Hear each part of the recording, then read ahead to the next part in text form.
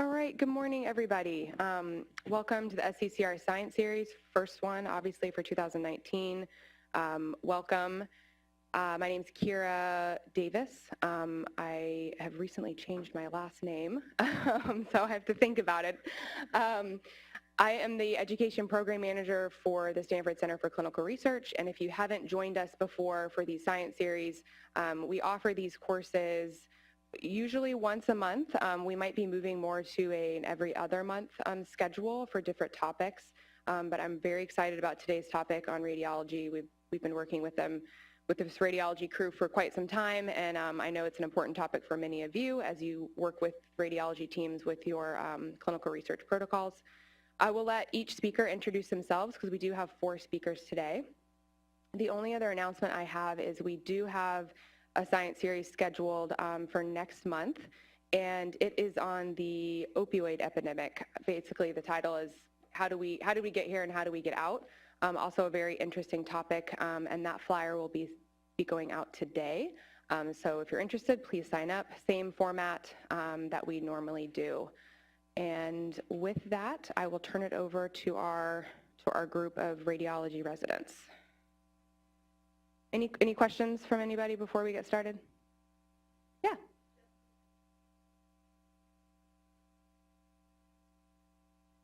We don't put the slides up, but we do send them to everybody who's attended.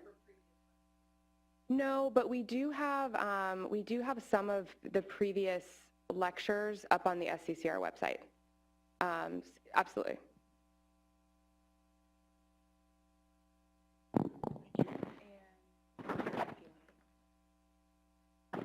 All right, so I guess I'll start off. My name is Amit. I'm a second-year radiology resident. I'm working with Mary Ellen, Andrew, and Jason. They can introduce themselves if they want when they get up here. But we're basically splitting this talk up. We're going to talk about just the basics of different imaging modalities and how images are acquired, just kind of like fundamental stuff. And of course, at the end, if you have any questions, feel free to ask us. So I guess we'll go ahead and get started. So sort of an outline, I'll just talk a little bit about imaging in general, kind of give an overview of what we'll be talking about, and then we'll kind of divide it up based on different modalities, and we'll split up who talks about who, which ones. And the objectives are identify the basics of how the images are acquired. Are they using radiation, sound waves, whatever. Talk about safety concerns for the different modalities, and then maybe some advantages and disadvantages of each modality, and kind of why one's indicated in one situation versus another.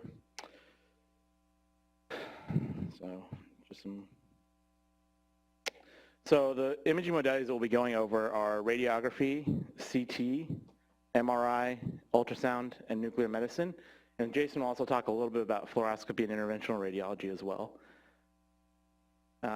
So in radiology, there's tons of different things that we can image and look at. These are just a list of some of the common ones we do. Chest x-rays are very common, head CTs are very common. These are things that we see almost every day, and there's multiple hundreds done like throughout the day, throughout the week, throughout the year, like just nonstop. But yeah, so these are some of the more common ones. And of course, with anything, there's also stuff that's a little bit less common, and these are a little more specialized, trying to answer more directed questions usually. If it's like a very specific tumor we're looking for or a very specific type of disease, we can kind of change the exam a little bit to get better answers, basically. And of course, it's always important to realize that even though we have all these cool imaging techniques and all these different things that we can do, it's not, it's just one piece of the puzzle. We can say that this imaging finding is suggestive of this or this or this, but without the full clinical picture, we can't know. If someone's been coughing up a lung for, like coughing really bad for like years, it's not going to be, it's less likely to be like an infection, because infection would be more of like a short-term thing. So if we don't know that information, we can't say, is this infection or is this like a chronic process, like an inflammatory process that's been going on for months, years.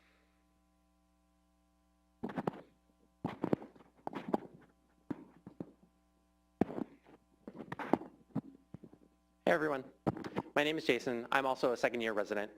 and I'm going to be talking to you guys about radiography. Okay, so when we use the term radiography, it's what a lot of us think about radiology in general, just plain x-rays. So as Amit mentioned, one of the most common radiology exam ordered every single day, hundreds, thousands of times, is chest x-rays. You can see up there in the left upper corner. So you have the AP view of the chest x-ray, you have the lateral view of the chest x-rays. X-rays are used for a wide variety of things. You can basically x-ray any part of the body. For example, in the top right, you have mammograms, so screening mammograms that people get yearly. And then you can get x-ray images of the abdomen, you can get x-ray images of the hands, of your feet, of your arms and legs. X-rays are really, really useful in a lot of ways, but there are disadvantages of x-rays. Here's just some images of people undergoing x-rays. You see the technician getting people positioned, and I'm sure a lot of us have undergone this before, so we kind of know what this is like. Some pros about x-rays, advantages. Number one advantage of x-ray is that compared to all the other modalities, it is extremely quick, it's extremely convenient. X-rays are basically near instantaneous. As soon as we shoot the picture, within a fraction of a second, we actually have that picture available for us to see. They are extremely portable. For example, so the top right, you can see that sometimes the x-ray machine is actually built into the room so that you have to have the patient wheeled in, they have to walk into the room, you get them positioned, they shoot the x-ray. But other times we can use portable x-rays like the C-arm that you see over here, and that means that we can bring this up to wherever the patient is. If the patient's in the room, if they're in the ICU, if they're sedated, it doesn't matter. All we have to do is basically put them, whatever field that we're trying to image, within the field of view of the C-arm, and we can image it. So they could be sedated, they don't really have to follow any instructions. It's just extremely convenient, extremely fast, extremely easy. Another thing about x-rays is that obviously it's non-invasive. It's completely painless, the x-rays go right through, you don't feel them. And then lastly, x-rays are relatively inexpensive. When you talk, compared to a CT and MR or an ultrasound examination, x-rays are generally the least expensive of all the imaging modalities. Disadvantages. So the main disadvantage of x-ray, I think everyone will agree, is that unfortunately there is a small amount of ionizing radiation. Okay, ionizing radiation, as we all know, can cause an increased risk of cancer to the patient. I'll go into that a little bit later, but that is definitely the number one disadvantage of x-rays in general. Also, x-rays have pretty poor soft tissue detail. So you can see there's an abdominal radiograph here on the right, and you can kind of make out generally where the liver is, where the kidneys are maybe. You can make out the bones really well. But in terms of soft tissue, if there was a liver mass, a small liver mass, you can't really see it. If there was something in the kidney, you can't really see it. There's just a lot of soft tissue that we can't really see. We just kind of get a basic overview between the soft tissue and the air and the bones. And lastly, X-ray is 2D imaging. So what you're doing is you're taking a 3D object, a hand, a chest, whatever it is, and you're turning that into a 2D image. Whereas CT and MR, you get a 3D model of your 3D object. So for example, so we can see a surgical instrument here, right? Do we know if the surgical instrument is on top of the patient, inside the patient, or behind the patient? I mean, with an X-ray, you can't really know just because it's a 2D image. Obviously, if you go look at the patient and you see that it's lying on top of the patient, then you have your answer. But oftentimes, when we have very small things, very subtle things like small calcifications or some irregularities in the bone, it's hard for us to know exactly where in relation to everything else that is, because X-ray, again, is a 2D image. So hopefully not to bore you, but just some very, very basics about X-ray. Okay, we can all remember back to grade school when we learned the electromagnetic spectrum, right? In the middle here we have visible light. Here's all the radiation that we can actually see with our eyes. On the right, as you go to the right, you get longer wavelengths, lower energy, lower frequency. So those are radio waves over there on the right. And then when you get on the other side of the visible light, you get into your X-rays and your gamma rays, okay? Those are higher frequency. They're shorter wavelength, and they're higher energy, okay? And you can see X-rays are right there between ultraviolet light and gamma rays. An X-ray tube, so this is where the X-rays actually come from inside the machine. So there's always a source and there's always a detector. Within the source, just very briefly, we apply a voltage, so cathode positive, anode negative, apply a large voltage, and then electrons will basically travel from the cathode to the anode and hit a tungsten target. And when it hits the tungsten, it interacts with the tungsten and it releases X-rays. And the X-rays go out and we direct those X-rays to whatever we're trying to image. So here's just a very general schematic of how we do X-ray imaging. You have the X-ray tube here on the left that releases X-ray images, or X-rays, and the X-rays pass through the patient, go to the detector, and we use the detector to get this image that we have. Here's just a little bit more complex diagram of it. It's the exact same thing though. At the top we have, again, our X-ray tube. Okay, that's generally shielded with lead. Lead is extremely dense, doesn't allow X-rays to pass through because we want our X-ray tube to be focused directly onto the patient and not to everyone else in the room, and we don't want a whole bunch of noise and a whole bunch of ionizing radiation just flying around. We have filters that basically clean out our X-rays so that we get better images. Here we have the object, and X-rays can interact with the object in a lot of different ways, okay? And then lastly, we have our sensor. So you might ask, how do X-rays produce different images? For example, when we image different things, how do we actually get our image? You know, these X-rays are just passing through. Well, that has to do with attenuation, okay? So when X-rays pass through any type of object, it can interact with that object in different ways. Number one, it can pass straight through. It can not hit anything and travel in a completely straight line, go right through whatever it's trying to image. Other things that it can do is it can be deflected in a different direction, it can be completely absorbed, or it can be reflected backwards, okay? X-rays have a lot of different ways of interacting with whatever you're imaging.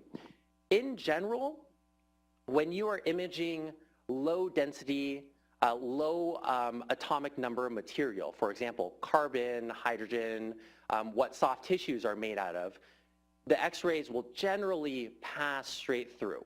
Just because it's lower density, has a less likely chance of interacting with the X-ray. On the other hand, when you're imaging high density things, for example, bones contain a lot of calcium, which is higher density.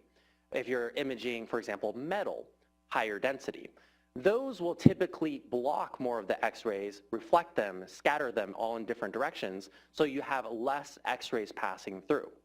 And that's what gives us the attenuation, that's what gives us our image, the difference in attenuation of the X-rays.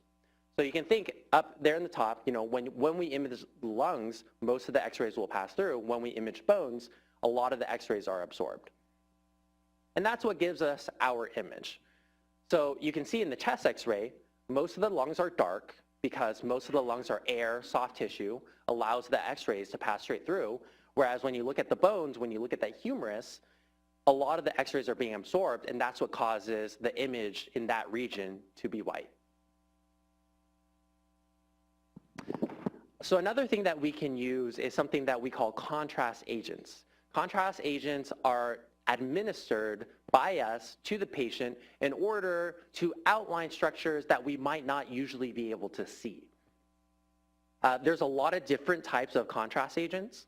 Some of you guys might have heard of barium. Barium is a commonly used contrast agent. We have other things, for example, IsoView, Omnipaque, which are iodine-based contrast agents. But basically, all of these function the same way as they show up on x-rays as radiopaque, meaning that they're dense. They're like bone. They show up as white on our x-rays so that we can better see, whatever we're trying to image. It can be administered, contrast can be administered through an IV into the blood vessels. We can have the patient drink it orally. We can insert it rectally. Contrast can be used in a variety of different ways, depending on what you're trying to do. Over here on the right, or on your left, you see contrast enema. So basically, we have injected contrast within the colon, and it basically helps us outline the colon. If you compare this image to the image I showed you before, where you couldn't really make out the colon that well other than the air that you saw in it, now we can see all the folds in the colon. We can see exactly where it goes, if there's any outpouchings or anywhere, what the texture of the colon is like. So it gives us a lot more information when we use contrast. That brings me to the topic of fluoroscopy. So as I mentioned, X-ray is great because it's instantaneous. When you take the X-ray, generally within half a second to a second, you can see the X-ray image on the screen already. And that allows us to create movies. So why would we want movies of X-rays? Well, it gives us a lot more information because, often we're not looking for just one still frame image. A lot of times we want a movie in order to give us a little bit more functional information. So these fluoroscopy often uses contrast, and we can see the way that the contrast is interacting, is passing through the body in some way. So for example, here on the right, this is called an esophagram. So basically we have the patient in the X-ray detector, they're working with us, we give them a cup of contrast, and we ask them to drink the contrast while we're applying the X-rays, and you can see the contrast is going down through their esophagus, and then the great thing about this is that we can see how the esophagus is moving. We can analyze the esophageal motility. So we can see how the contrast is passing down, if it's getting stuck in a certain place, if the contractions are abnormal in some way, and that gives us way more information than if we just took a still shot, one image X-ray. Unfortunately, because we are making movies out of this, it means that we are increasing the dose of radiation generally. Because if you think about it, every single frame is another X-ray that we are shooting. We generally use lower dose for these, but still it adds up to more radiation. And that also brings me to something called interventional radiology. Interventional radiology is a field subspecialty within the field of radiology that is still very broad. It encompasses a lot of different things. Interventional radiology is basically using any type of image guidance to do procedures, whether or not that's diagnostic or therapeutic. Often that's using fluoroscopy. The vast majority of the time is using fluoroscopy, but you can use ultrasound, you can use CT. Some people are even looking at using MR to guide the way that you do procedures. Some examples of things that interventional radiologists will do is angiography. So that's imaging of the blood vessels. So a lot of times we will insert a catheter into a certain blood vessel that we need to know more about, and we will inject contrast, and that can basically show us what the inside of the blood vessel looks like. Biopsies. For example, if you had a nodule in your lung, we could do a CT-guided biopsy. We could do a liver biopsy of a certain mass that we see inside the liver using X-ray guidance, using ultrasound guidance, CT guidance. We can do vascular work, for example, placing IVC filters. Lastly, we can do targeted delivery of chemotherapy. There's a field called interventional oncology, which is within interventional radiology, that basically, over here you can see that we are getting an image just of the blood vessels, just of the liver. We can actually select the blood vessels that are supplying certain tumors within the liver and inject chemotherapy directly to whatever we're trying to target. So instead of doing a systemic chemotherapy where the patient has all these different side effects, on their skin, their hair, all of their other organs, we can try to target our chemotherapy precisely to exactly where we think the tumor is.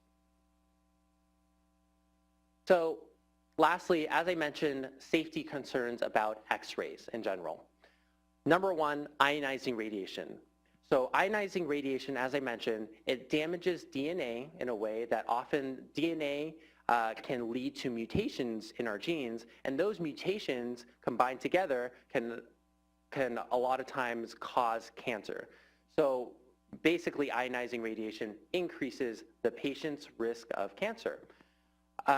That's why it's extremely important for us to monitor the dosage. Monitor the dosage to the patients as well as monitor dosage to the operators, for the radiologists, for the technicians standing inside the room. It's important. Everyone has a radiation badge that we use to monitor the radiation that we're getting, so to make sure that the levels are still safe. Just to give you an idea, the background amount of radiation that everyone receives just by walking around, from the air, from the ground, from the sun, you get approximately 3 millisieverts. Sieverts is a measure of radiation. And for a normal chest x-ray, on average, you get 0.1 millisieverts. So if you think about that, that's 30 chest x-rays will account for the average amount of radiation you get in a year. That might not sound like a lot, but often patients are getting, and when they're hospitalized, they're getting daily chest x-rays, and when you start talking about CTs, you're talking about a lot more radiation, so that really starts to add up, and it's definitely a concern for us. So that's why it's important for radiation safety that we try to practice good shielding at all times. So lead shielding for the patient. For example, over there in the bottom right, you can see that we're trying to image the pelvis, we're taking a look at the hips, but we want to shield the very sensitive areas of the patient to not give unnecessary radiation where they don't need it. Whenever technicians go in the room, whenever radiologists are in the room with x-rays, we always practice putting on a thyroid shield, the whole lead apron. We even use lead glasses nowadays to protect our eyes from developing cataracts from radiation. So there's a lot of different ways that we can shield ourselves and be safe about radiation. Lastly, in a way to protect ourselves, it's extremely important to image wisely, right? So then there's a lot of guidelines about what is necessary for imaging, what the right protocol, what the right steps for imaging are in terms for the ordering providers. So obviously, if a patient doesn't need an exam, that saves everyone radiation. It saves the technician radiation, it saves the patient radiation, it saves the hospital money. So that's why for us, if we can avoid the exam altogether, that would be ideal, and that's why we have imaging wisely recommendations for all clinicians. Okay? And I will hand it over back to Amit, who will talk about CT scans.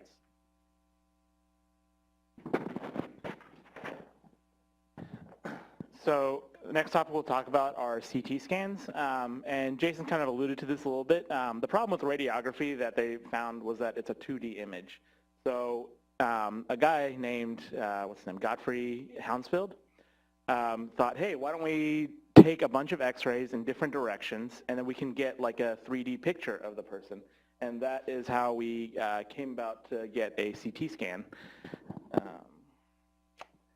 So very similar concepts to radiography. It still uses x-rays, but the machine rotates around the patient to take multiple images from different angles, and then the computer kind of recombines all that data to make a 3D picture. As you can see in the image here, you have this like circle, which is the scanner itself. On one side you have the x-ray source, and on the other side you have the detector, kind of like radiographs, except the source moves and spins around while it's going up and down the patient to kind of give a 3D view of the entire area that you're imaging. And just like with radiography, the the way that we tell different things apart from another, and I'll give some examples a little bit later, is that X-ray penetration through different types of materials is different. So like Jason was saying, going through air, water, fat, X-rays can travel pretty easily through that. So on our CT scans, they show up as a darker color. On the other hand, if it's something dense like metal or bone, it absorbs, or it blocks a lot of that X-ray from getting to the detector, which leads to a more white color on our CT scans. And so based on those tiny little differences in different types of material, it's pretty easy to see differences between different types of tissue, between different organs, between soft tissue and bone. So it makes it a lot easier to get a better picture of what's going on inside of a patient. And another thing that Jason kind of talked about that we use is contrast. In CT, we mostly use iodine-based contrast. I think in like fluoroscopy, they use barium sometimes as well. But for CT, it's usually iodine-based, and most commonly, it goes through the blood vessels. This gives you a couple of things. One, you can evaluate the blood vessels itself if you need to, which is a special type of exam. But more importantly, it tells you how you get enhancement of different organs, and that tells you how much blood supply are they taking. So, for example, if there's a tumor or an infection, there's more blood going there because there's more inflammation, or the tumor is taking in more blood. So those will show up as brighter on our scans, and it'll give us, it'll kind of clue us into like there's something going on there. We can also do oral or rectal contrast, like Jason was saying, in CT as well, but it's not as common as IV contrast.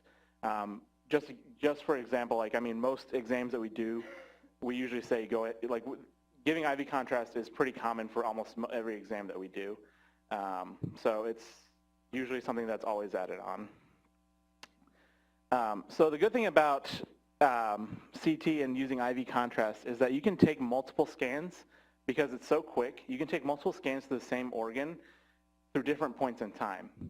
So this is what we call a multiphasic CT. You give the contrast, and then you look at different phases of where the contrast is. So if you're giving it in the veins, it kind of follows the cardiac cycle. It goes from the veins to the heart to the arteries back to the veins. So you can image it in the arterial phase and the venous phase, and then keep going even like further down later. And based on these characteristics, you can sometimes you can make diagnoses based just on that. So for example, on the top we have liver cancer, hepatocellular carcinoma, which has a very characteristic appearance on multiphasic CT, where the contrast gets picked up pretty early in the arterial phase, which is pretty early on in the CT scan, and then it washes out or completely goes away in later ones. It's probably a little too detailed, but the point is that you can use these enhancement patterns to kind of make diagnoses, and that's one of the big advantages of CT is that you can use these different phases of contrast enhancement to look at it a little bit better.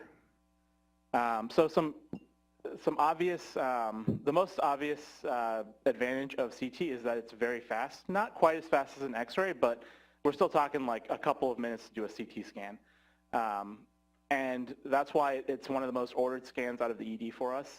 We get tons of CTs through the ED, through inpatient, everything. It's just because it's so quick and gives such a good overview of the body that we can usually make a pretty decent diagnosis based off of it. And then like I was saying earlier, another advantage is that it is a 3D imaging modality, so you can see the different tissues in the body better. You can differentiate them pretty well, differentiate them from each other pretty well, so you can tell like the liver apart from the kidney, and you can see where everything is in relation to each other. And then of course, like I was just saying, contrast enhancement pattern can also tell us a lot about different types of diseases. So some disadvantages, back to what Jason was saying, radiation is a big concern. CT scans do use a lot more radiation than chest x-rays do, or just x-rays in general do. We're talking like hundreds of times more. Because like I said, you're taking multiple x-rays at multiple different points and combining all that together. There are new techniques that they're using to kind of reduce the radiation dose. And that's just a field that's going to keep going on and on. They're going to keep trying to reduce radiation dose as much as possible, while still getting good imaging. But the radiation is of concern. We usually try not to image pregnant patients because of the damage to the fetus. Of course, I'm not going to say that I've never seen a fetus on a CT. We have before. Sometimes it's unavoidable because it's like a major trauma and they need the exam to look for bleeding in the body somewhere. So sometimes we can't avoid it. Same with children or young patients. We try not to do a ton of CTs on them unless it's absolutely required because we don't want to give them a ton of radiation early on in life. They still have a pretty long life expectancy. We don't want them to develop a cancer later on because of all the radiation they're getting. And another thing that we kind of always are wary about is the contrast that we give. There are disadvantages to that as well, especially when we give it through the blood vessels. A lot of people, there are a significant amount of people that are, small but significant amount of people that are allergic to this, the iodinated contrast. And I'll go over the allergies in just a little bit. And the contrast itself also theoretically, or I guess not theoretically, but actually has, causes a little bit of damage to the kidneys. Usually the kidneys bounce back, but in someone that has like questionable kidney function, sometimes you have to be wary, like, hey, do we need to give this contrast because we don't want to tip them over the edge and put them into like complete renal failure. So issues with radiation damage. With CT, this isn't as common. Usually you see this more in fluoroscopy, but you can actually get burns and skin lesions from too much radiation, especially when you target it on one place. So if you're doing like an interventional radiology procedure or like some kind of fluoroscopic exam on a certain area of the body and you're not very mindful of how much radiation you're giving, you can cause burns. Sometimes they don't show up right away. It'll take a couple of weeks to show up, but it can happen. The other one that is important for us at least, that we're pretty mindful of is the eye, the lens of the eye is actually very sensitive to radiation. So the most common complication from radiation exposure is usually cataracts. So that's why we usually wear lead glasses. It's not something that, if you get one exam, it's going to cause cataracts, but when you have repeated exposure, it's just something to keep in mind. And this is just an example of, not a fluoroscopy exam, but they did a CT perfusion, which is, they looked to see how well the blood was perfusing the brain. And because they didn't look at the radiation dose pretty carefully, they actually caused this like hair loss in the patients that they did. The hair loss did eventually reverse, but you don't know what else that radiation did to the brain or to the skin around there. So it's just something always to take into consideration when we're doing these exams. That being said, we still do, even though I said we try to avoid the radiation in kids, we still do have pediatric CT scanners that we use. We usually try to use lower dose radiation in all of them, but it is a pretty common exam. I mean, there's multiple CT scanners in the PEDS hospital that we use. But like I said, our main thing is that we try to avoid doing that. We try to limit the amount of radiation we give to younger patients. And something I alluded to earlier was the contrast reactions and downsides. So allergic reaction to contrast is pretty common, and it's always something that has to be considered. We always ask patients, have you ever had contrast before? Have you ever had an allergic reaction before? And if they have, we either pre-medicate them to avoid the allergy, or we don't do the contrast. It kind of depends on what the reaction is and if the contrast is 100% necessary. The other thing that we have to talk about is that, like I said, it can damage the kidneys. Someone who's like kind of borderline renal function, like normal, but almost to the edge of like renal failure, we try to avoid giving it in them because it does cause damage to the kidneys and can tip them over to just renal failure. And another thing with contrast that I didn't necessarily mention before, but we do give a lot of this contrast in high pressure through the veins. We use power injectors to do that so that we can get a ton of contrast in at once. We usually do about 100 cc's at a time. And we kind of inject it over like a minute or less than a minute. With that, sometimes the IVs don't stay in the veins, and sometimes they can get pulled out and the contrast can get into the soft tissues instead of the veins itself. And so you have a ton of contrast going into the arms, where the IV is, and that's another like major consideration that we always look out for, is that you have a lot of fluid now within a limited space in the arm, which can cause issues there. You can compress blood vessels, compress nerves, and lead to what we call compartment syndrome, which can lead to, I mean, if it's bad enough and untreated, it can lead to loss of limb, but usually we're pretty good about monitoring for it. And this is just an example of someone who had extravasation where the contrast goes into the soft tissue, and it led to ischemia and basically compartment syndrome of the hand. So yeah, serious stuff. And so these are just some examples. I probably should have put some more throughout the slide before, but these are just some common ones that we, common reasons we get exams. So in the top right, or top left, sorry, I used to radiology. Top left, we have a head CT that shows blood. Let me see if the arrow shows. So we have blood along the side of the brain, and that's one of the main reasons we get head CTs, is to look for bleeds within the skull. Here we have a CTA where we look at the arteries and specifically look at the aorta. And here we have a dissection where there is basically a tear in the wall of the aorta, and blood is kind of filling inside the wall of the aorta. Pretty serious disease that we always look out for when we're looking at traumas or any patient that has like really bad chest pain. And then over here we have a CT of the chest, and we have, as you can see, this is kind of normal lung here. And then we have all this like white stuff here, which is a pneumonia.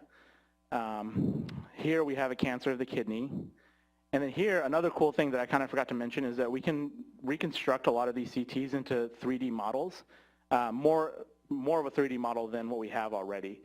And we can actually look at what create like a, yeah, like a 3D format of it.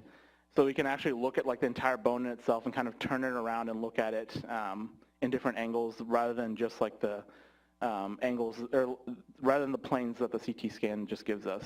And this is kind of, just to go back to the whole soft tissue resolution, here you can clearly see this is liver and this is kidney.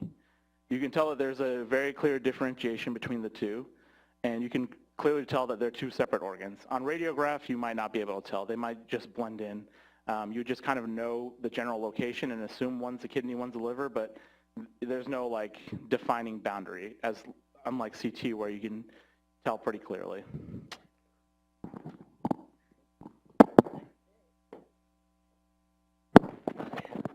Try to connect this.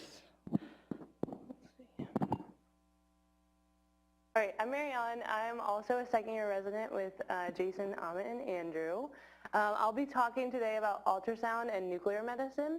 So does anybody use ultrasound or nuclear medicine in any of their studies? Yeah? Okay, a handful, good. So I was thinking about when I was writing up this lecture, like, you guys are dealing with some of the most complex of the imaging modalities because you're dealing with like state-of-the-art research, but I also wanted to go through basics. So the way I like balanced it was start with basics, threw in a little bit of like the new stuff, and then we have a ton of time for questions. So if there's specific questions for your research projects, we're happy to answer those afterwards. So starting with ultrasound, does anyone know how ultrasound works?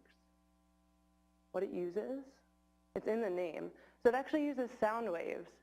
So yeah, it's similar to like what a bat uses to detect where its location is. So if you think about the ultrasound probe basically as the bat, so the bat will like emit sound waves and they will bounce off objects, and that's how it can tell how close or far it is from something. And that's essentially exactly what ultrasound does. It emits sound waves from this little probe.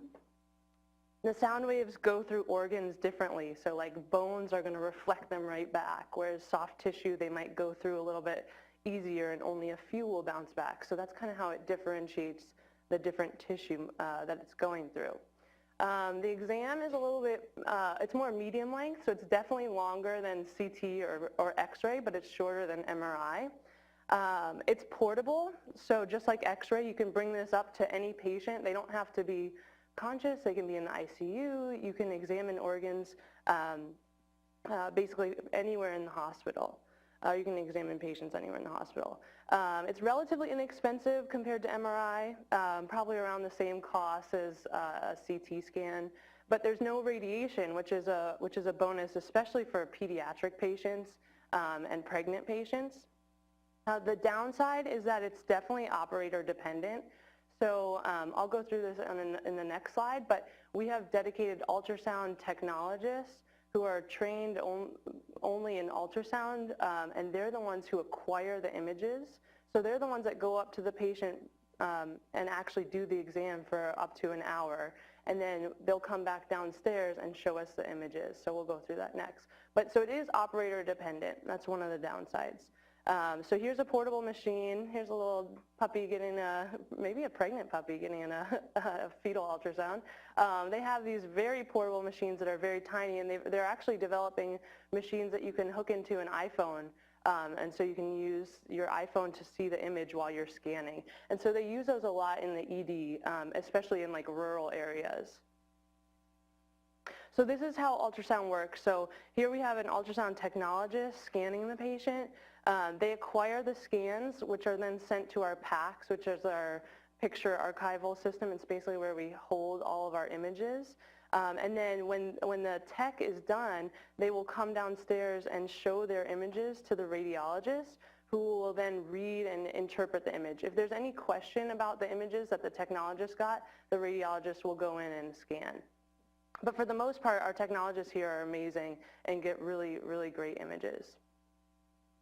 So here's some examples. So ultrasound is what's used to look at fetuses or little babies and pregnant women.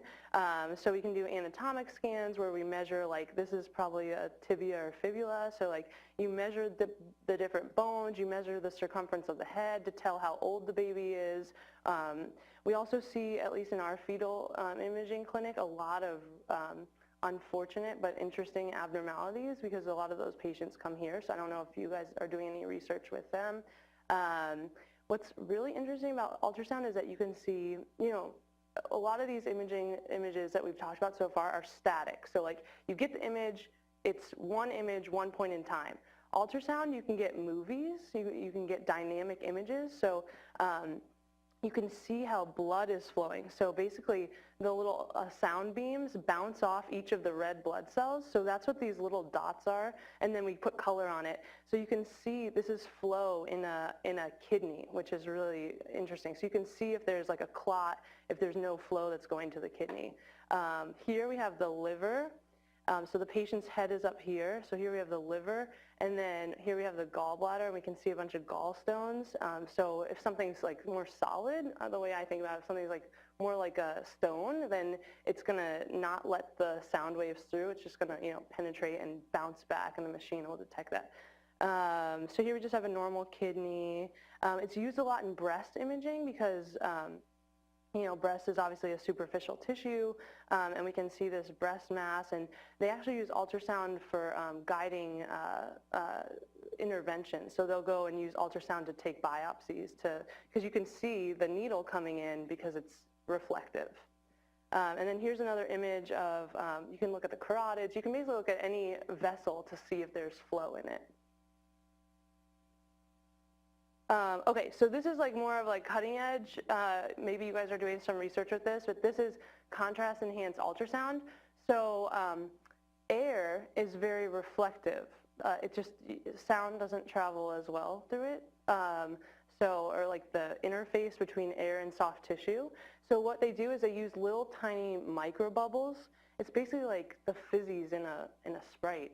They use those really small and inject them into a vein, and then it's essentially similar to the contrast that Amit was talking about, where it goes into blood vessels. And so they're carbon dioxide, so they just get absorbed by the body, and then you breathe them out. So there's no toxicity to kidneys or anything like that. So they're using them a lot in pediatrics. Because one, ultrasound has no radiation, and then two, we don't have to give any contrast. So here's an example. Let's see. Let's play it. In adults, it's used a lot in liver to characterize liver tumors because a lot of liver tumors are very vascular. So if they're very vascular, then a lot of these microbubbles are going to go into the vascular tumor. And so here we have bright is where the air bubbles are. So you can see over time, we're watching this over time, that this little mass right here is pretty vascular and the little micro air bubbles are coming into it. And so these are all the veins and arteries that also have blood in it, and that's just normal. But there are different patterns to how these lesions enhance with these little microbubbles that help differentiate the different kinds of cancer. Anybody doing that for their research? No, nobody here yet. Yeah, but it's happening here too. So, okay, so moving on to nuclear medicine.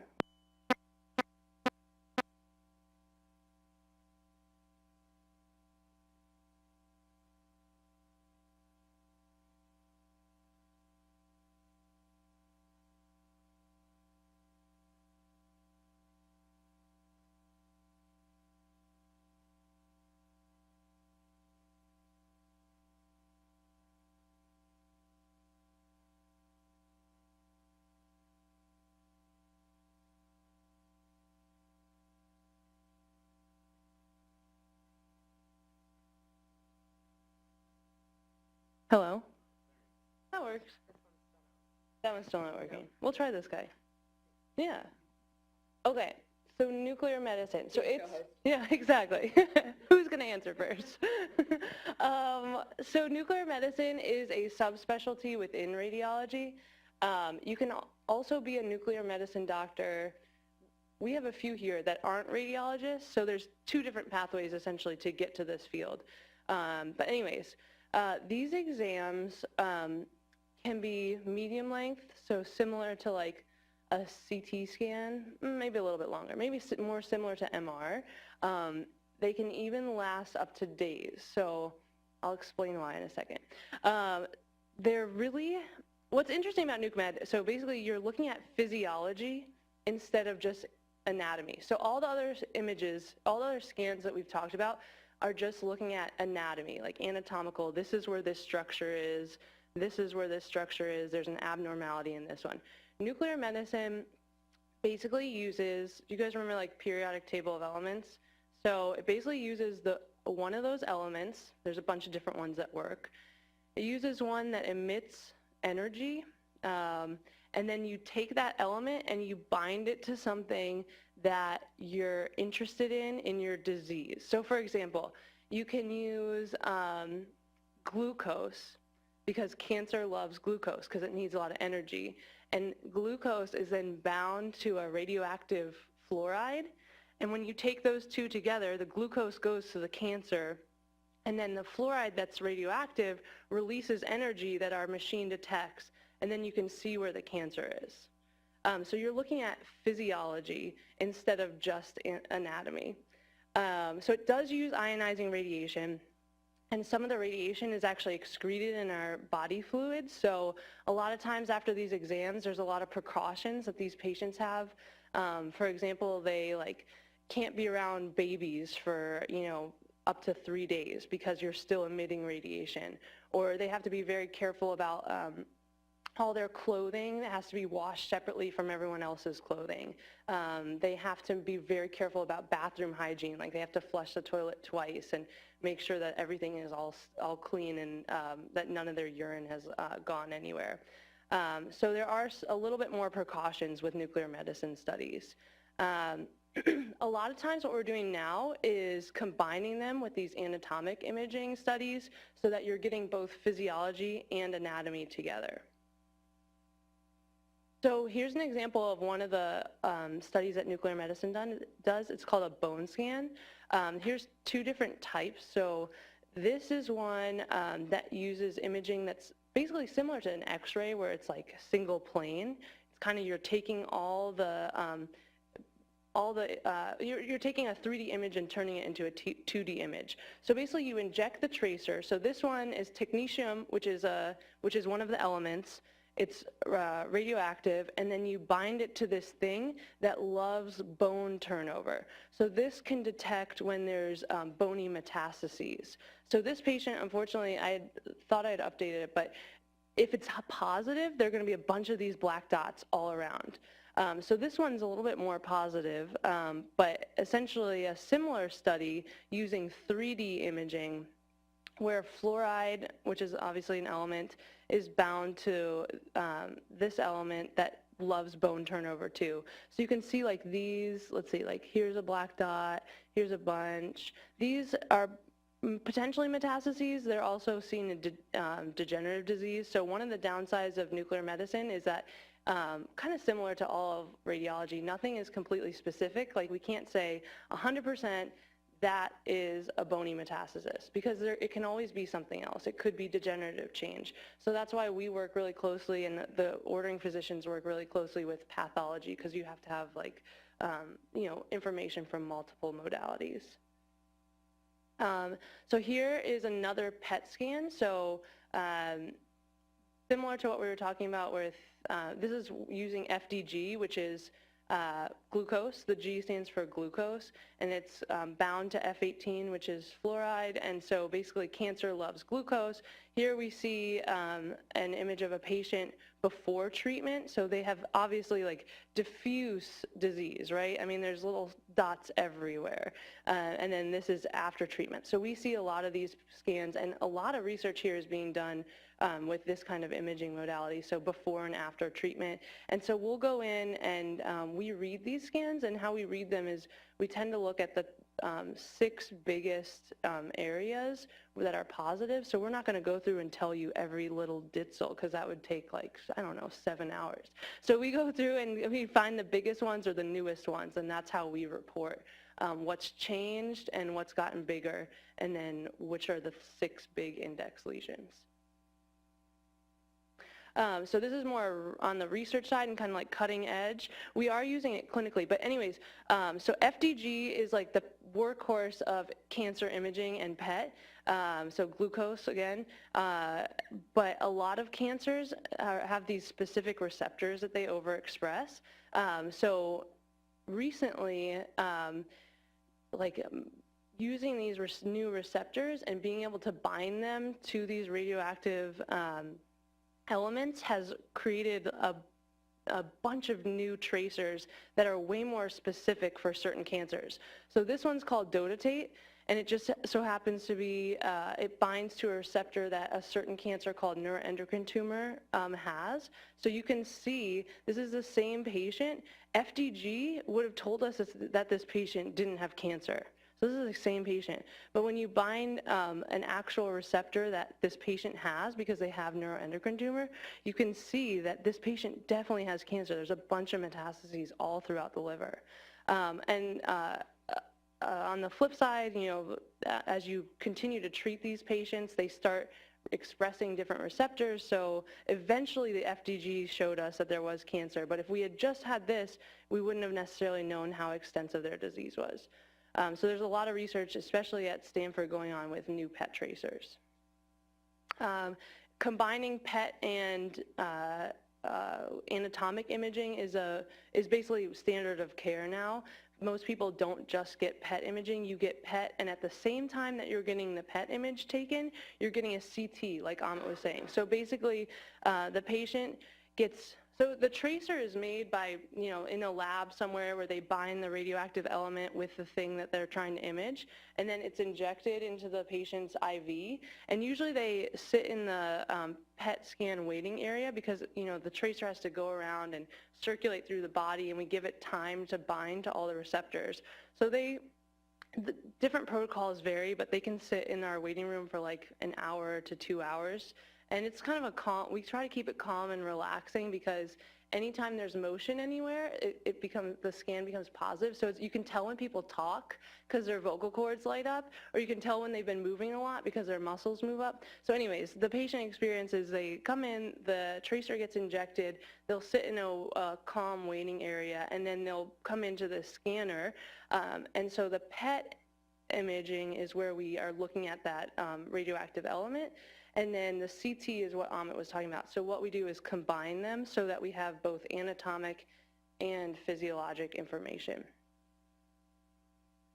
So here's an example of like a fusion. So here's our CT, here's the PET, and then we can layer them on top of each other. Since they're done on the same patient on the same day, it's pretty easy to register the two on top of each other. And so here we see this like hypodense lesion in one of the kidneys, and we're like, oh my goodness, is this good or bad? I don't know. But on our PET imaging, we see that there is actually a little spot that on the edge that does light up with FDG, so it could potentially be some kind of atypical cyst, and this patient may need further workup. If it didn't light up, for example, if there was no activity, then we could say, this is probably just a normal cyst, we don't need to do anything about it. So combining the PET and CT imaging is really important for like anatomic location. And new stuff that's coming out, especially at Stanford, is PET MR. So Andrew will talk a little bit more about MR, but these scanners are really cutting edge, and I think Stanford has two clinically and then one on the research side, and they're acquiring more. But essentially a PET is acquired at the same time as an MR, and he'll go into more detail on MR. MR just gives us even more anatomic information than CT does. So a lot of time, right now it's being used for, PET MR is used for prostate cancer metastases. So here we have a pelvis, so it's like cut through the pelvis like this. Radiotracer a lot of times goes to bladder, so that's normal, but we're looking at this bony lesion. So on MR, you know, it's T2 bright. We're like, oh, we don't know. It could potentially be a MET, but it's obviously very, very active on PET scan. So this helps us differentiate that this is definitively a metastasis. And then Andrew is going to talk about MR.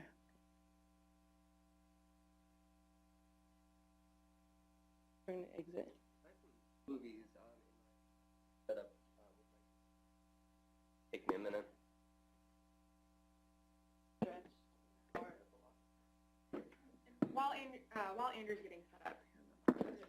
While Andrew's getting set up, there is a sign-in sheet, so please make sure that you sign in, and we can leave it back there or circulate it, whatever is easier. And then again, we have some snacks, food, coffee, tea back there, so please feel free to get up, help yourself. Speakers as well, you guys are welcome to snack back there. That's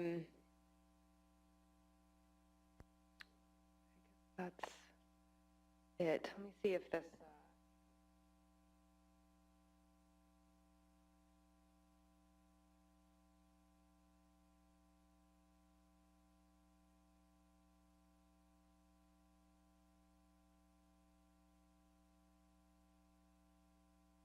Nice. Like it.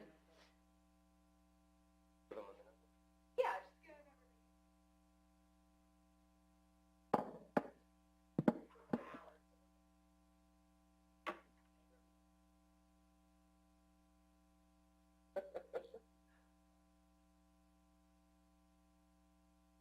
Trying to give you more work.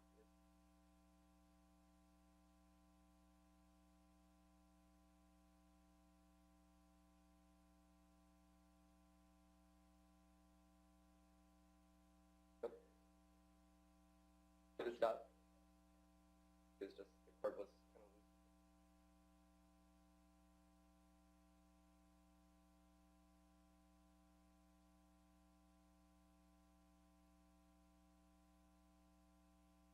Shall we get started? So MRI is the last modality we'll talk about today.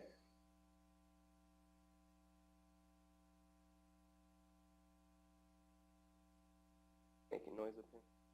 Anyway, so because it's more complicated, it's probably the most complicated modality in terms of its physics. This section will be a little bit longer, and I want to cover a little bit of the physics basics. It's way more complicated than what I'm going to say, but just to give a little appreciation of what MRI is all about. So my background, I'm a third-year radiology resident, and I did a PhD in MRI physics. I've been doing this for about 15 years. In one capacity or another, I really like MRI a lot. I think it's very fascinating. And so hopefully my passion for it kind of comes through for you today. So in outline, so we'll talk about a little bit of the physics, we'll talk about the pros and cons of MR, give you some examples, and then there's a number of safety issues. MRI is very safe, given that you know what the safety concerns are. So if you've never seen an MRI scanner before, it's this image on the left, and let's see if the mouse works here.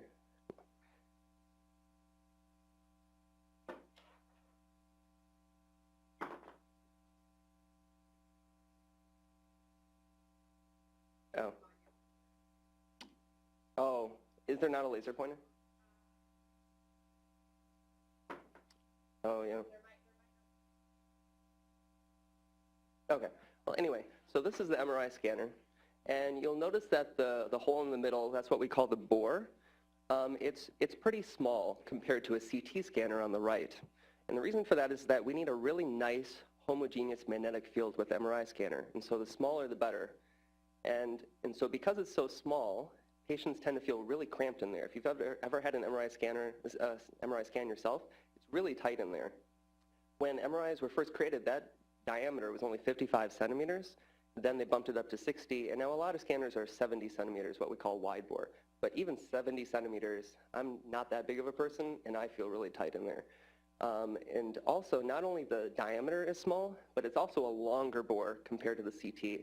And so patients tend to feel really cramped and anxious getting an MRI. MRI is also really slow, which we'll talk about.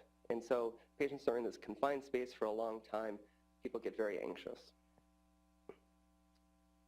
You may have heard about the different magnetic field strengths. So most of the scanners that we have clinically are at 1.5 Tesla or 3 Tesla. So what is a Tesla? So a Tesla is a unit of magnetic strength. There's about 10,000 Gauss in a Tesla, and the Earth's magnetic field is a half a Gauss. And so this scanner, 1.5 Tesla scanner, is 30,000 times stronger than the Earth's magnetic field, and that's about 60,000 times. Really, really powerful. And we need these really powerful magnets to get our images. And the reason we have stronger scanners is we can actually get more information. You'll see that this is the gallbladder, these are the bile ducts, and you can actually see more vessels, more of the bile ducts here than you can at 1.5. There are some advantages to 1.5 Tesla scanners that I won't go into, that's why we still have them. But for the most part, the newer scanners tend to be more on the 3 Tesla side. My colleagues here talked about using contrast for a lot of modalities. Very, very different with MRI.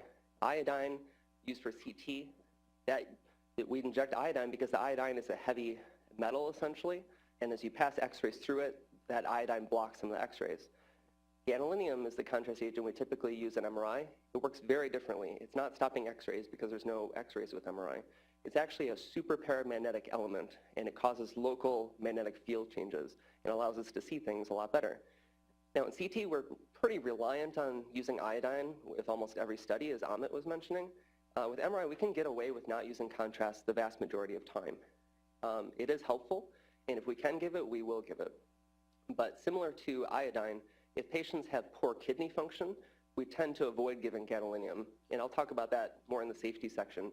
But there's this disease called NSF that everyone's concerned about, that patients who have poor kidney function, they should definitely not get any gadolinium.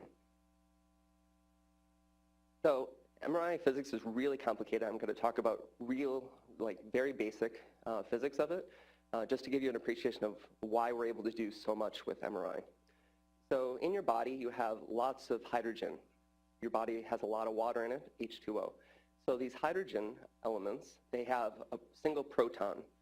And so in the MRI world, we talk about protons and hydrogen interchangeably. And because there's just that single proton, all of the protons and all of the hydrogen in your body essentially is like a little magnetic field. There's a north pole and a south pole. Now, as you and I are standing here, we have all these protons in our body. They're oriented every which way. So if you remember from high school or college physics and vectors, if you add up all these vectors, they basically all cancel one another. They sum up to 0. So we need to be able to work with these protons to get something out of them, to get an MRI image. So if you imagine that cylinder up there, that's like the MRI scanner, that's the bore of the scanner, and that's our coordinate system. As soon as we put a patient, a body, into the scanner, and there's this huge magnetic field, 1.5 Tesla, 3 Tesla, then all the protons in your body line up with it or against it, okay?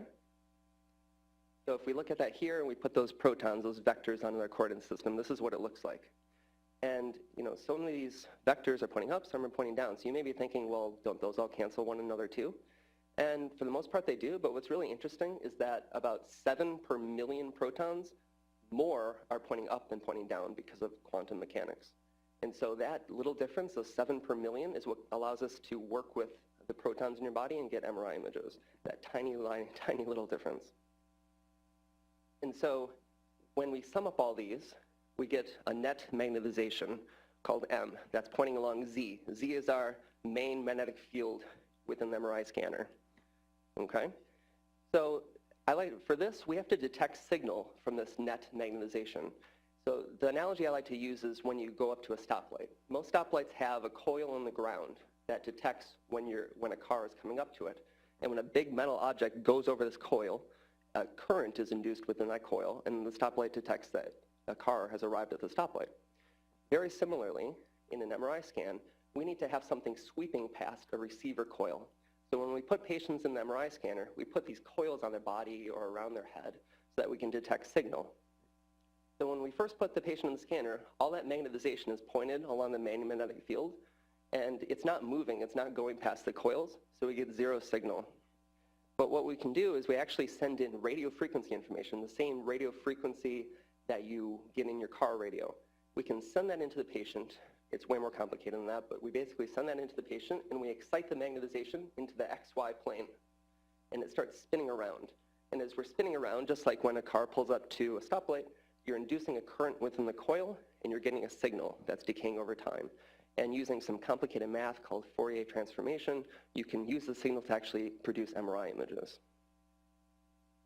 So just to give you a sense of why we're able to get images out of this is if we have this magnetization in the XY plane that's decaying over time, that curve looks like this. Now, every single type of tissue in the body has a slightly different T2 relaxation rate. And so your liver, your kidney, or even a mass within any of those organs have just slightly different T2, which looks like this.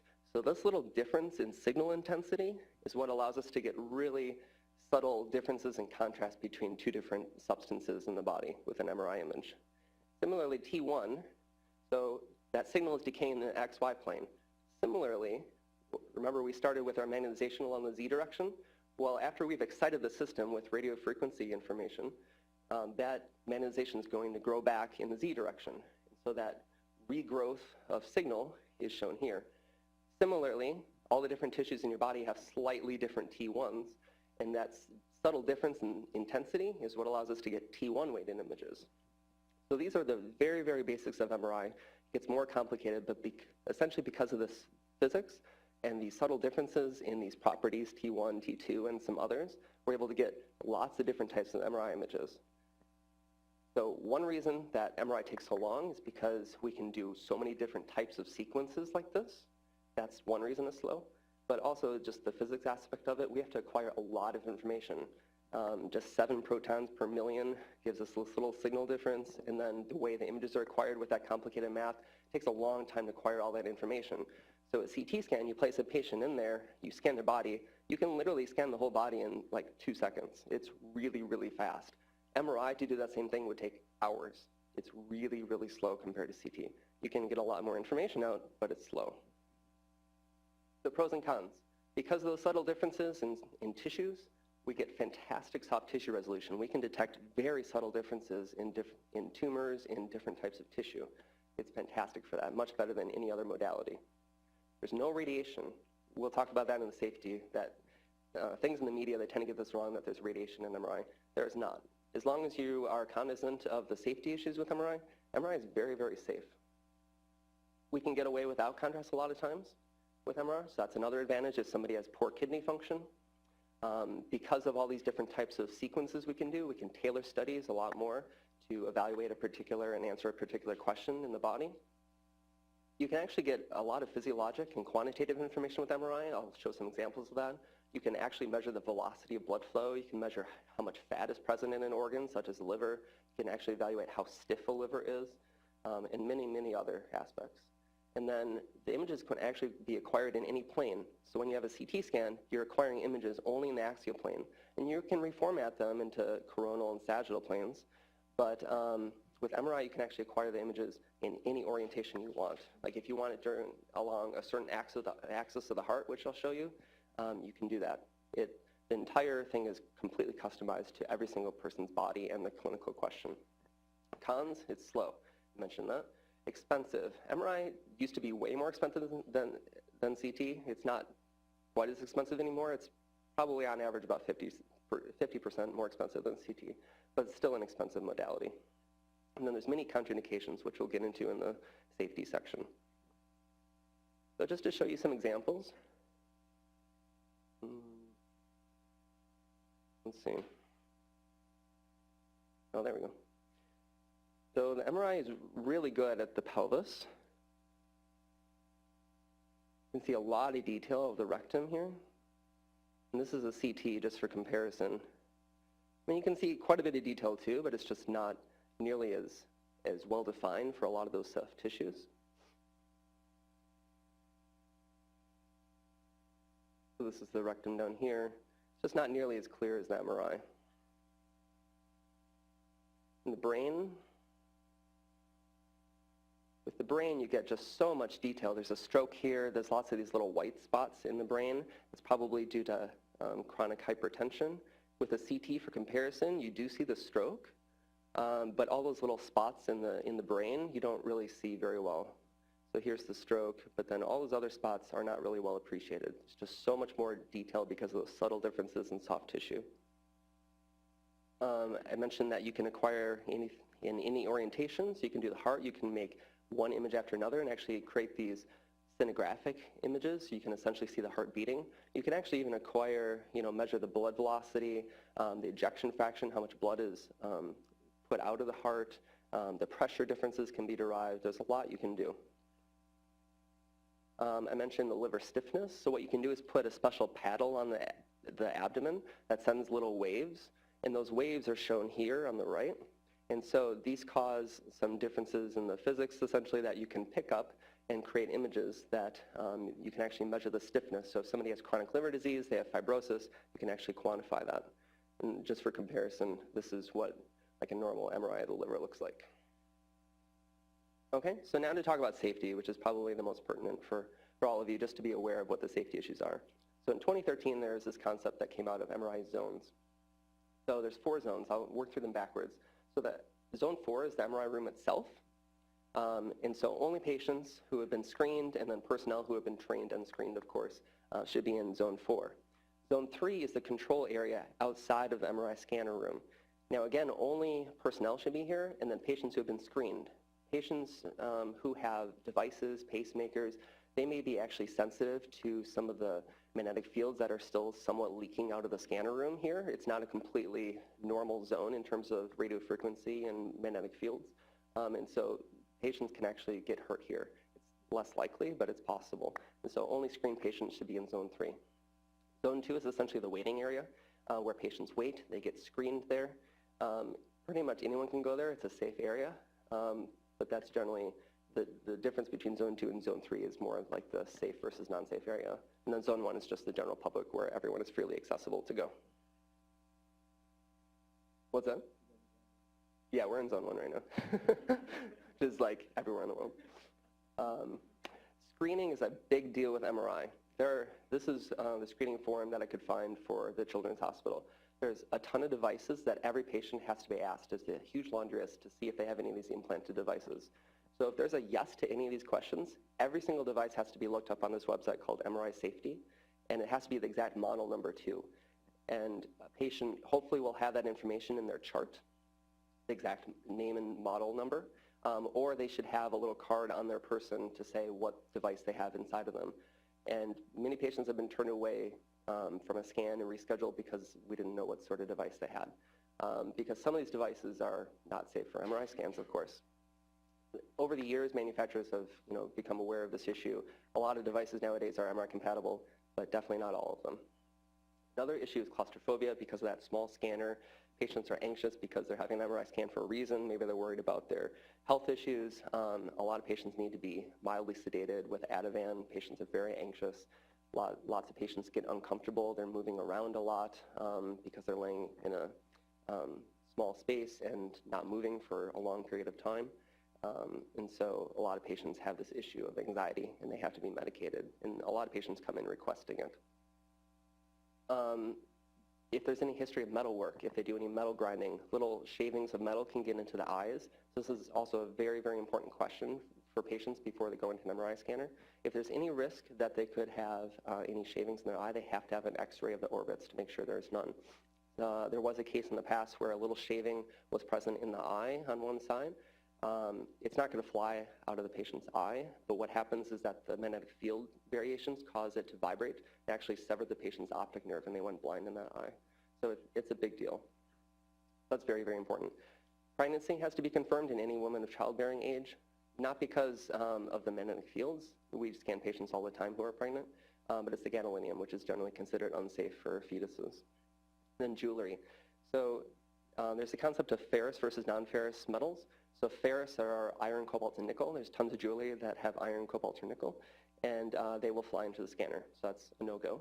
But then non-ferrous metals, gold, silver, platinum, anything, that also should preferably be taken off, because not because it will fly into the scanner, but because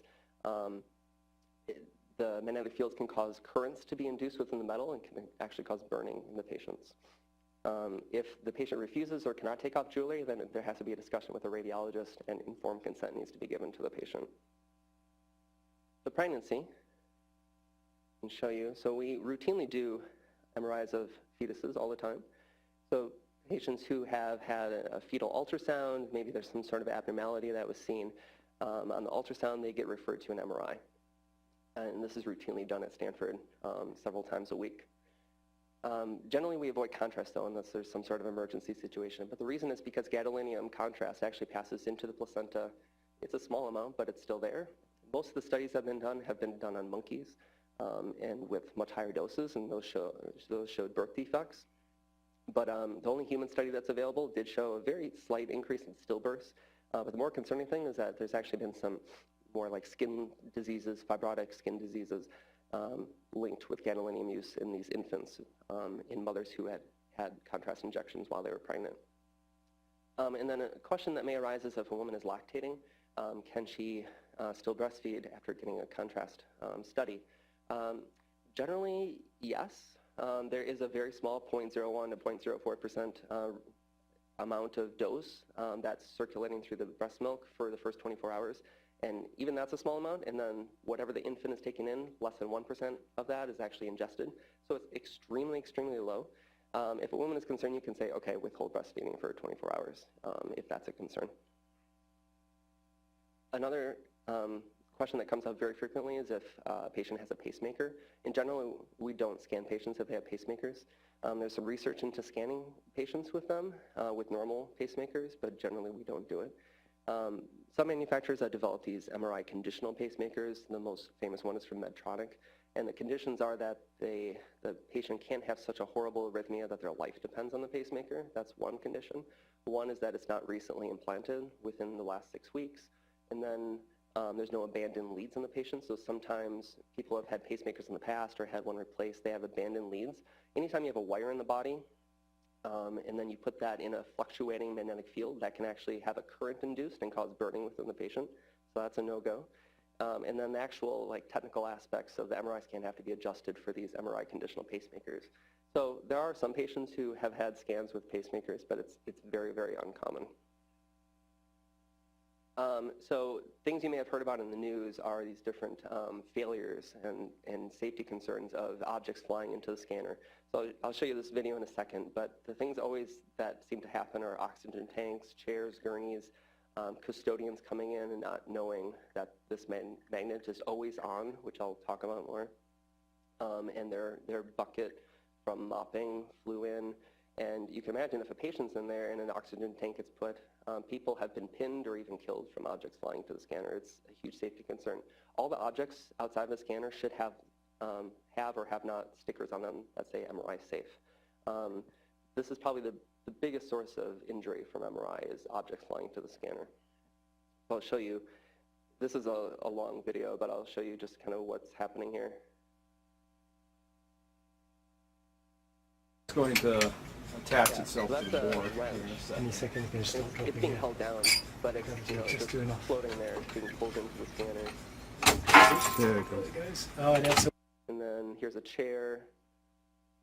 700. Some medicines. Yeah.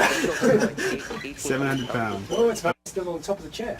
So we're, I mean- just about to hit the sweet spot. There we go. Okay. And so you can imagine a patient standing there, people are going to get hurt. Another aspect to think about with MRI scans is if you have padding. So imagine you're in a scanner and your arms are down by your side. So if you have your arm down by your side, this is a loop in your body. And just like when you pull up to a stoplight, any loop and you have a magnetic field fluctuating, a current can be induced. Or if a patient's legs are crossed, that's another loop. And so patients cannot have loops created with their body. So that's why they have to have padding and their legs uncrossed when they're in a scanner. Patients have been burned or there's some tingling sensation if the patient is not placed in the scanner appropriately. A 17-year-old girl in Oakland recently had some burns because some ECG leads were on the patient that weren't removed before the MRI scan. And like I said, anytime you have a wire that's not going to fly into the scanner necessarily if it's not made out of iron, but a current will be induced in it from the magnetic fields, and that will cause burning. And then more of a funny one, but this has happened all the time to people, especially personnel or researchers who do MRI. You have credit cards in your pocket. They're not going to fly in the scanner, but all the credit card information is erased on them because there's a magnetic strip. And so people have fun trying to get all new credit cards after that. Never happened to me.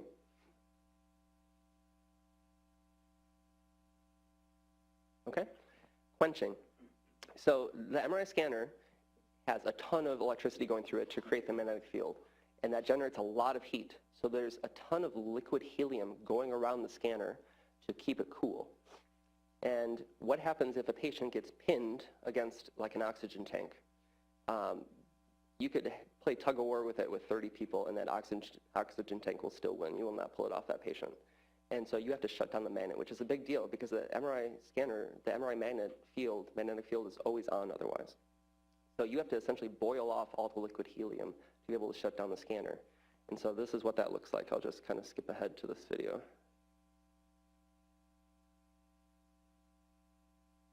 Oops, sorry.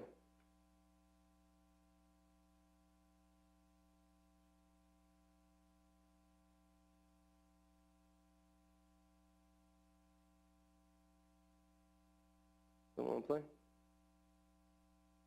Maybe it's not going to play. Yeah, okay. I'll skip that part. But essentially, there's a whole ventilation system for every MRI scanner room, and it spits out all this evaporated helium that comes off once you shut down the magnet. This is a very, very expensive process. The helium around a scanner is about $100,000 to $150,000 worth of helium. This is not something you do lightly. There's a big red button. Only in emergency do you ever do this.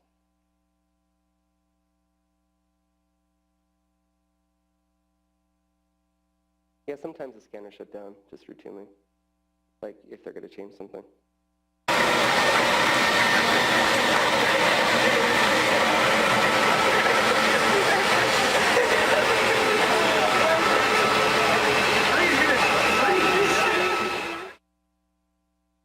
Okay.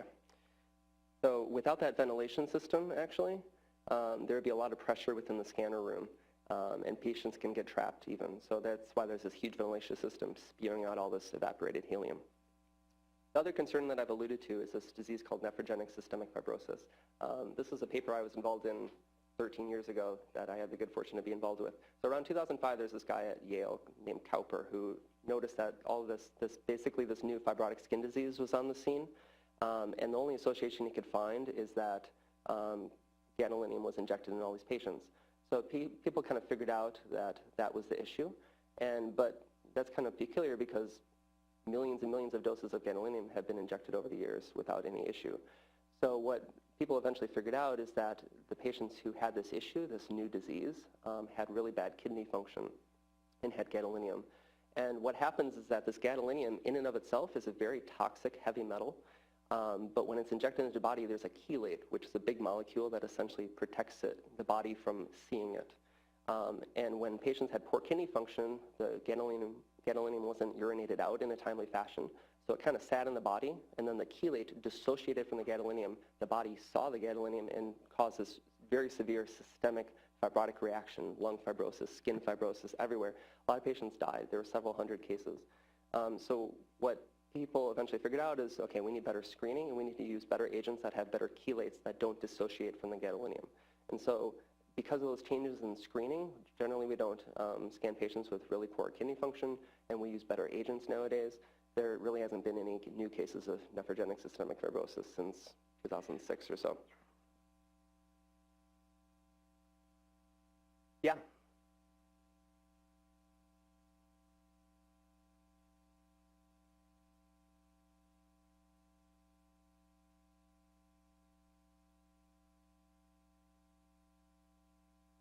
Oh, yeah. Yeah. Generally, if the GFR that's calculated from the creatinine, if it's less than 30 or even 45, we try to avoid it. A lot of times, there wasn't really a risk. People didn't consider it as great of a risk. I mean, I think, you know, back before 2005, people still did get gadolinium if their GFR was 20. It wasn't as big of a concern. It wasn't, you know, people were more cognizant of it for iodine-based contrast agents. Sound is another issue with MRI. When you go up to a scanner, even when you're not scanning a patient, you will hear this sound.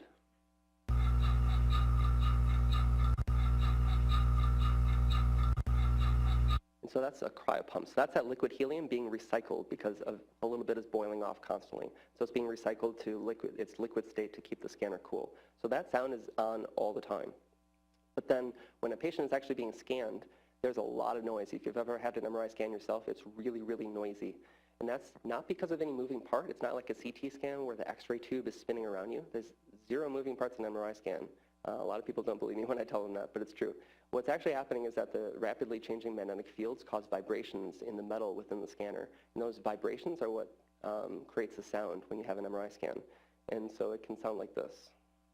This is probably the most annoying sound, is this type of sequence that you see out.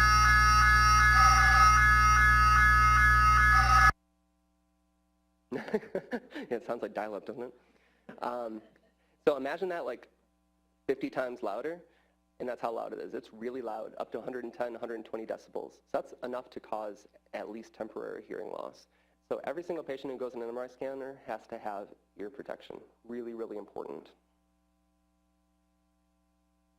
Okay, and then you may have seen depictions of MRI in TV shows, in movies. They pretty much always get it wrong. The most important, and frankly, I think it's a little dangerous because people who may work around a scanner, custodians or other staff, they may not know how dangerous it is. Nowadays, because of issues with that, there's a huge sign on the scanner door that says the magnet is always on. It's because of this, because a lot of movies will depict that it's not on. The magnet is always on because it's really expensive to keep ramping up the magnetic field. It's cheaper to just have a liquid helium going all the time and keeping the magnetic field on. MRI is loud. That's obviously not depicted in movies because it would be really annoying. You want to hear the characters talk, of course. And then radiation, there's no radiation. So I decided to just like look on YouTube for the first clip I could find depicting MRI. And I just love these slow wind sprints. Wanted to see what was wrong with it. So somehow this MRI scanner is just like in a room, like an office, so there's like a computer right next to it, there's all these things, which is ridiculous.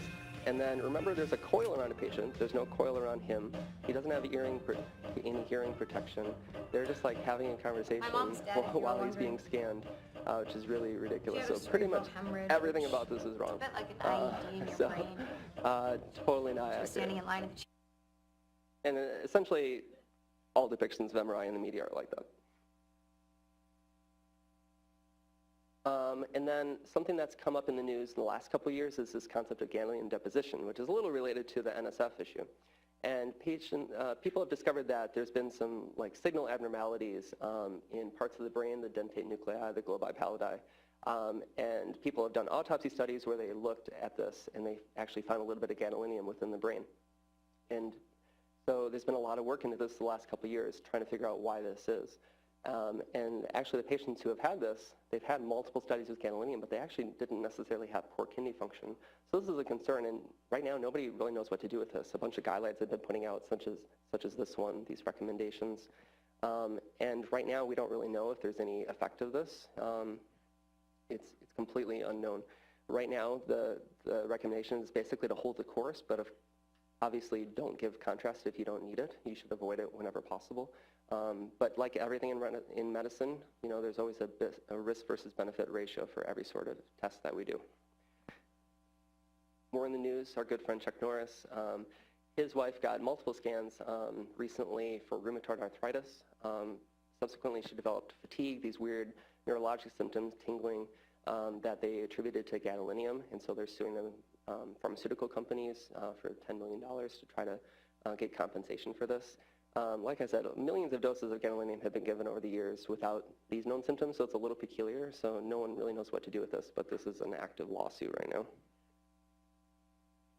So just conclusion, so MRI is a super powerful tool. There's so much you can do with it, but you know, it's important to know the safety risks. It's a very safe modality, pending that you know what the safety concerns are, and it's also radiation free. So that's my talk. Thank you.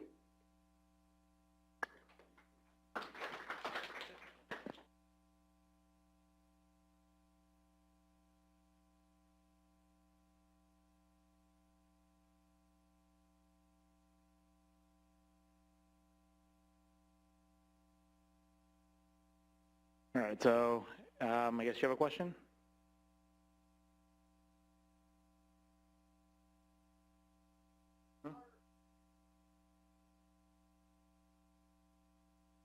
Yeah, we have plenty of researchers that use the reconstruction programs. I think we use Terra Recon for a lot of the 3D reconstructions. I've definitely had researchers come in to one of the ones that uses it a lot is cardiovascular imaging. There are researchers that come in all the time and use it, and it's available for access. I think you just have to. Yeah, so a couple other things. There's a 3D lab that probably costs money for researchers, but there are people dedicated to doing this full time. If you did want to learn it yourself, there's also free programs. Terra Recon is not free, but there's programs called like ImageJ or Fiji. Those are freely available. You can download images. There's lots of different functions you can do. It's not the most user-friendly program, but you can certainly do it if you wanted to create 3D models. There's also Osirix, which is on Macs only, which you, yeah. I think there's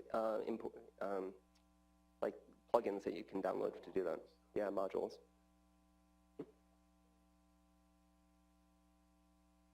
Hello, I work with radiation oncology clinical trials, and my boss texted me this question for you. Please ask where we can find information regarding slice thickness for individual images. Also, where we can find data regarding slice thickness for routine orders and any other technical information about the images. So if you load the images probably on Osirix or definitely on our PACS system, there's lots of information in what's called the header, which is whenever you have an image file, there's like this header information that gives information about the image. And in like the lower left corner, there's like a SL, I believe, SL colon, and then we'll say like 3 millimeters or whatever. So that's, or ST, thank you. So that's the slice thickness. It'll be like literally bottom left hand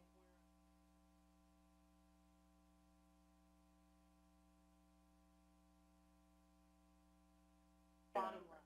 And it will be different for every different sequences, because often we use different slice thicknesses depending on what we're looking at within the same exam. So whatever series you have pull up might have a different slice thickness at the bottom.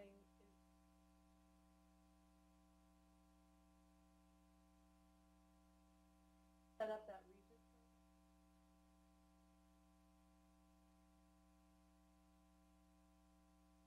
I millimeter.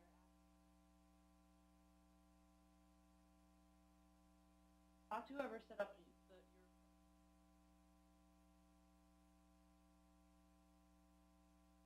Yeah, and what actual image?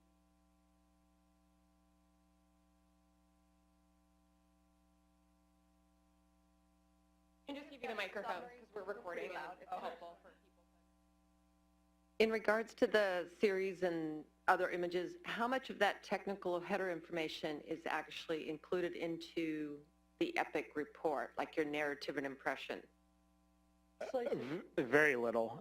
We don't put in like the slice thicknesses or anything. We usually just kind of give an overview saying we did, CT scan of the chest, abdomen, pelvis. We give radiation dose just because it's mandated by state and maybe federal law. But in terms of all the other technical stuff like slice thickness and whatnot, we usually don't go into the details there just because it's available in the PAC system. So yeah, usually that's left out of our actual dictation.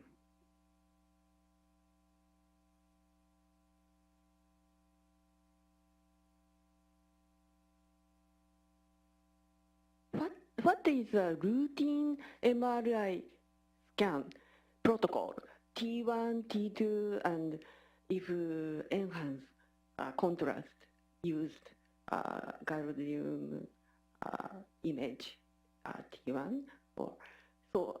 Like what are the standard sequences that you would Yes. use? Is there a particular body part you're asking about?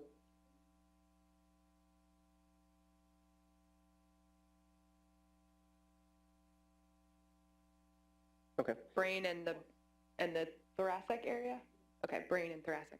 Yeah, so I mean, generally you will get T1 and T2 weighted images, which I talked about. There's also GRE-based images that are generally acquired in a 3D volume. A lot of times those are called like lavas. Those are another kind. There's perfusion studies of the brain that we acquire. There's diffusion, which is very, very important for brain imaging. See what else? There's always contrast examinations. In more musculoskeletal studies, there's proton density weighted images, which is sort of a combination of T1 and T2 to some extent. Yeah, DTI, yeah.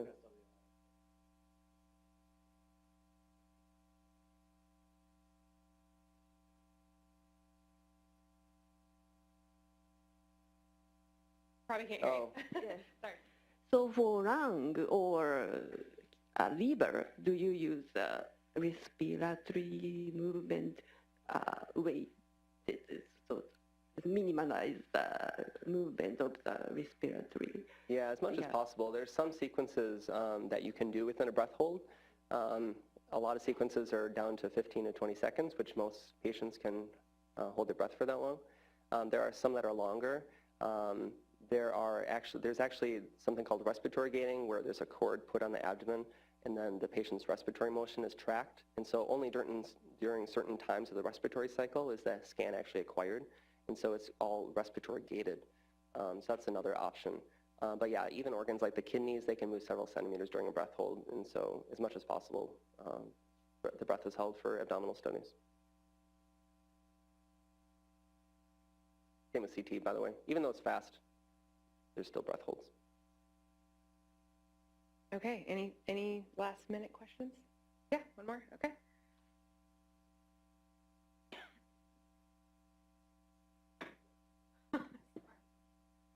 Hey, we're doing a study where we're looking to quantify abdominal fat, and I was wondering, are there any programs available to researchers to analyze images? Specifically for fat or just in general? Either way. Yeah, like the ImageJ or Fiji I was mentioning, they have lots of plugins for measuring. Sorry, could you repeat that? Yeah, ImageJ or Fiji. Yeah, Fiji is like a more advanced version of ImageJ. Those are free tools that have lots of different plugins that can measure things. Okay. A lot of researchers will build programs in MATLAB or Cyrix to do some sort of measurements, or also Python. If you're doing something unique or new, it would have to probably be written from scratch in MATLAB or Python. And secondly, could you just note on the basic difference between MRI and MRS? Yes, MRI, so is essentially what I showed you. MRS is essentially how MRI got started. And so it's basically like a one-dimensional version where you're looking at how the images are changed in a one-dimensional structure based on the magnetic field of different hydrocarbons. And so you're looking at certain molecules, glutamate or other elements, and where they fall within a spectrum. And so you're not getting an image like this generally. You're getting more of a spectrum to show how much of a certain molecule like glutamate you have. Thank you. One more question? Okay, last one and we'll wrap up here. Thanks. I just want to be a good employee and follow up with, are there any other technical information about images that you can offer when we're looking at these images?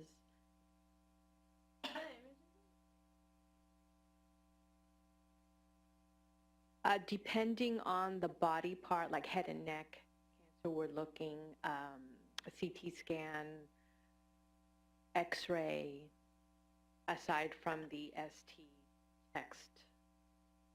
That. So if we have a question, Yeah. technical information, do we contact? Oh, I see. Yes, if we have a question on what the protocol is asking, and yes, we have various clinical studies regarding radiation oncology depending on the body part.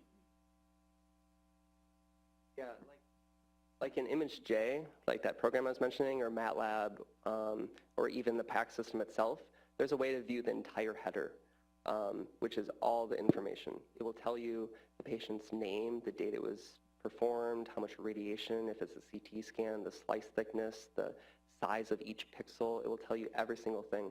There's some things in there that are hidden, even from us, because they're proprietary from manufacturers, but there is a way to see the entire header in any of those programs I listed. In the PACS, that's what we use. Thank you. Are they images that are read by a radiologist? Do you know?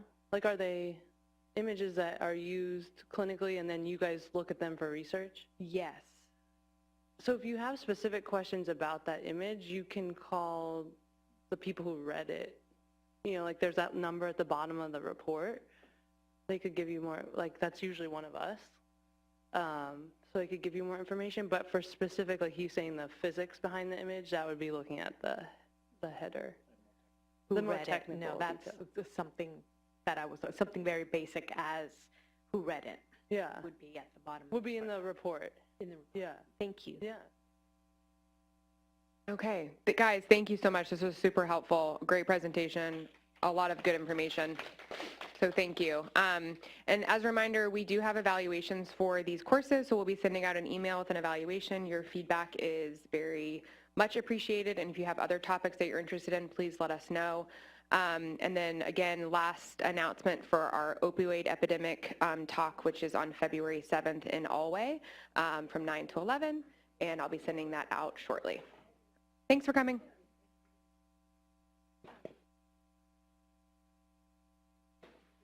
And please take some food on your way out.